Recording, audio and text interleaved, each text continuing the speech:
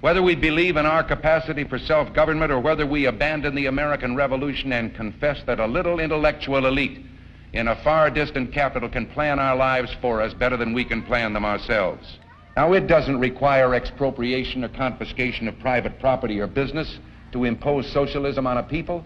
What does it mean whether you hold the deed to or the title to your business or property if the government holds the power of life and death over that business or property? And such machinery already exists.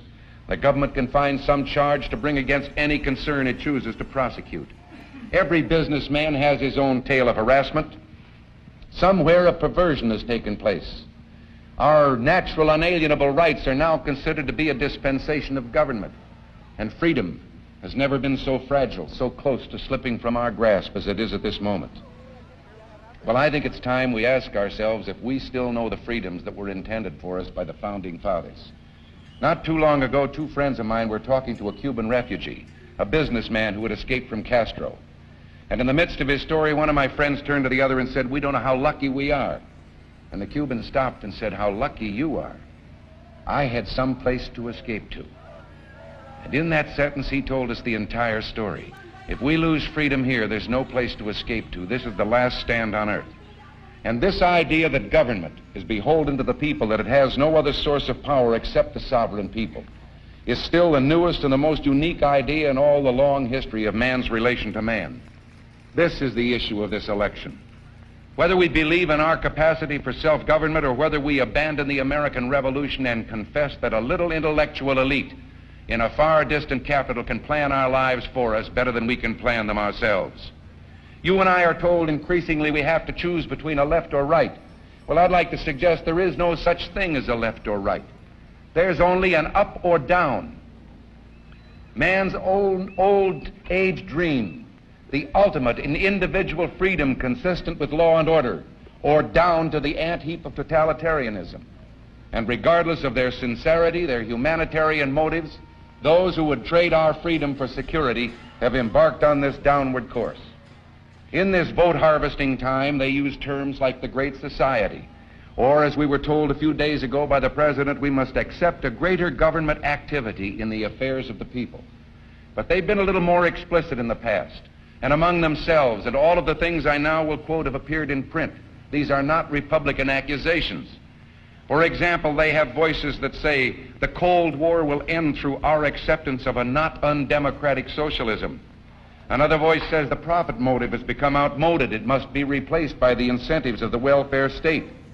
Or our traditional system of individual freedom is incapable of solving the complex problems of the 20th century. Senator Fulbright has said at Stanford University that the Constitution is outmoded. He referred to the President as our moral teacher and our leader, and he says he is hobbled in his task by the restrictions of power imposed on him by this antiquated document. He must be freed so that he can do for us what he knows is best. And Senator Clark of Pennsylvania, another articulate spokesman, defines liberalism as meeting the material needs of the masses through the full power of centralized government. Well, I, for one, resent it when a representative of the people refers to you and me, the free men and women of this country, as the masses. This is a term we haven't applied to ourselves in America. But beyond that, the full power of centralized government, this was the very thing the Founding Fathers sought to minimize. They knew that governments don't control things. A government can't control the economy without controlling people. And they know when a government sets out to do that, it must use force and coercion to achieve its purpose. They also knew, those Founding Fathers, that outside of its legitimate functions, government does nothing as well or as economically as the private sector of the economy. I think everything about the idea of a one world government is artificial, it is against truth, it is totalitarian and must be, it is undemocratic, it places more value on systems than the components of systems, which are ordinary human beings. It is scathing about, in real terms, about the value of human life. And it ultimately is the concept of an elite who see themselves as superior to others and must have the power to produce the sort of world that they want. Therefore, I believe it is an attempt by man to do what is the greatest temptation of all, to become a god in which you want to impose your ideas on others. And it is doomed to failure. When I don't believe we're going to see it. We might see a short attempt to try and impose some type of order on people, but already the chaos that is being produced, the bow wave of this New World Order movement is so great that it's threatening to engulf the very ship that's pushing it along. What happened in the Soviet has set it back a long way. What is now happening in the tremendous growth of concern about the directions we're taking is growing stronger the whole time, which means that we're, I believe, moving to a period of anarchy and breakdown in which a seedbed for the reemergence of truth is possible. And if that happens, it will not happen in an organized way at all. It will happen in little areas as people begin to develop true faith and a proper faith in God and a proper relationship with God, and perhaps just get their local village or their community or their family straight and then build from there. In other words, it's an organic growth from small units, from small seed, that truth really establishes itself. It's never imposed over the top of humanity by some sort of man-made structure, and never will be. The world is very different now, for man holds in his mortal hands the power to abolish all forms of human poverty and all forms of human life. And yet the same revolutionary beliefs for which our forebears fought are still at issue around the globe. The belief that the rights of man come not from the generosity of the state, but from the hand of God. And this is the picture of what Australia will be. There will be no national products or technologies, no national corporations, no national industries. There will no longer be national economies, at least as we have come to accept the concept. Now, if you believe that to be so, and we have no national economy, no national industries, no national products, what happens to those who currently own industries? There will be no national shops, no national factories, no national farms. It will all be part of an international process. And if you accept that there will be no national economy, in the end we also have to accept that we have finally and completely disposed of the Australian Constitution. Because the Australian Constitution is adamant that the decision makers and the owners of Australia are the Australian people. That every person in this room has got a stake in that. Every person, if you like, young and old, is a shareholder in a company called Australia Unlimited, which comes or humbly relies on the blessing of Almighty God. That is to go out, and the new global idea comes in where no Australian has any equity in their own country. Incidentally, that statement went on to point out that we would still live here, but we would have no ownership in the whole participation.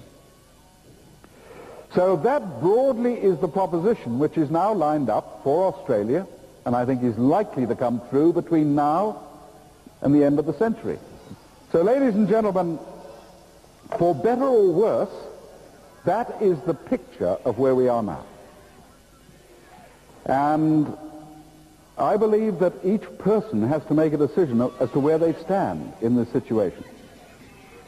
We're now reaching a point where the idea of national sovereignty is spurned and is regarded as reactionary. The United Nations Association of Australia recently came out to say that world government is the only solution to the problems of mankind. Anybody who disagrees with world government is an anarchist. I've got to confess to being an anarchist, if that's the definition. I've got nothing against cooperating with other countries. I've got nothing against trying to get as many mechanisms going for peace as possible. But I am against the idea that the only possible way that this can be done is to prohibit the Australian people from having any real say in the makeup and the future of their own country, because that's the price we're being asked to pay. How soon will this happen? I don't know. My own belief is it is going to work its way through to some sort of culmination point between now and the end of the century. I don't say this in any prophetic sense at all, simply on the pragmatic evidence of where we are now and how quickly this thing is unfolding. One of the questions that I'm often asked is, could Australia survive if it had to do it? Just think about that for a moment. Let's look at a hypothetical case. Imagine the whole world dropping beneath the sea tomorrow, except this country. Here we are, 17 million people, in a very big island continent, and every export market and every import has disappeared. Our politicians and our economists have got to change their whole way of thinking. They can't play macro or micro or freezing or squeezing or cooling or heating or contracting or expanding, or all that jargon disappears now. So they probably all drop dead of a heart attack, which would be a major plus. And then ordinary people would ask ordinary questions and would emerge out of what is really a form of black magic. Like a housewife looking after her family, or a husband looking after his business. We start asking practical questions. We have 17 million people here, which is nothing. There are 19 million people in Tokyo, 22 million in Mexico City. We've got 17 million people sharing what really is a promised land. Could we live, could we feed ourselves here if we had to do it? And the answer is probably 10 times over. So nobody's got to starve. In that case, why is it in every capital city of Australia and a lot of country areas we have special programs feeding children at school because they're not getting enough to eat at home? Isn't that a disgrace? The program started in Adelaide last time I lectured there because a headmaster found Australian children going through the dustbins in his school grounds to find something to eat. This is Australia, not Ethiopia. Could we clothe ourselves, or are we all going to streak around naked?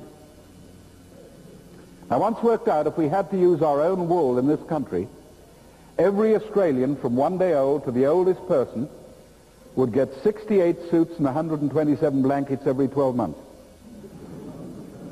So we don't have to really go cold. And you know, there are thousands of Australians can't afford one decent wool blanket in the greatest wool producer the world has ever seen. Could we house ourselves? Imagine a situation where the government policy said to the whole building industry, we want you to stop building any tourist resort hotels, any city office blocks, any new government department, and put the whole of Australia's building industry to providing every Australian who is homeless with a decent home. How long would it take us to fix it? 3 years? Probably a bit quicker. Have we got enough energy? Petrol, oil, natural gas, it's coming out of our ears. Have we got enough coal? Perhaps we're short of minerals. I once worked out we've got 92 out of 94 minerals known to mankind. There is no other nation that can come near that. We are the most blessed country in the world in physical terms. And we sit in the middle of all this, destroying ourselves, getting into debt, seeing families crippled, governments corrupt.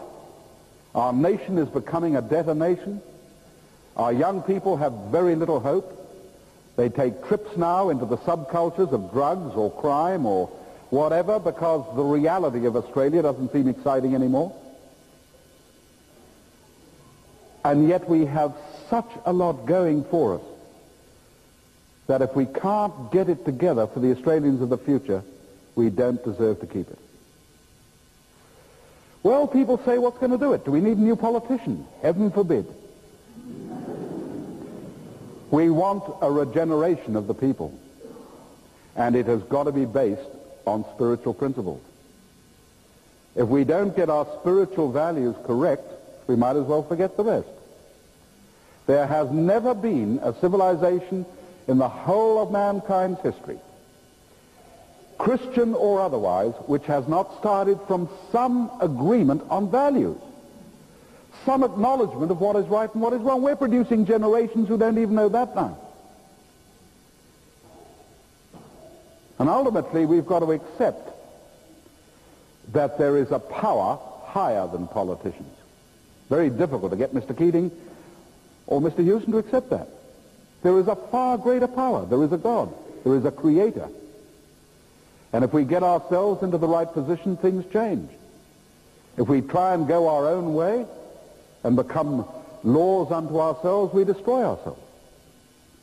Nations which reach the pitch of misery and become humble and penitent and start looking for truth and finding it and getting into harmony with it can get straight again. It is not inevitable that Australia destroys itself. We are at war in a sense. There is a war declared against our value system. We've got to become fighters. We've got to get off the fence. The number of Australians sitting on the fence now is frightening. The fence is wobbling like this. In the end, when the fence collapses, we're going to find ourselves one side or the other. It would be very easy to say, well, look, this is inevitable. Don't fight it. Live for the moment. Let's hope it's going to be all right. But you've got to answer to your children, too. That means that every person in this room tonight is incredibly important. You do count. You can do something. You can speak for the truth. You can stand against something you think is wrong. You can pass information on to your fellows. And if enough of us do that, well, then perhaps we can turn the tide. And we've, above all, got to find at least a minority of people who provide a genuine example in seeking God again and demonstrating that God is there and that God works. And if that can be done, Australia could be one of the most exciting countries in the world. It has more going for it than any other. But we better get started because we haven't got too much time.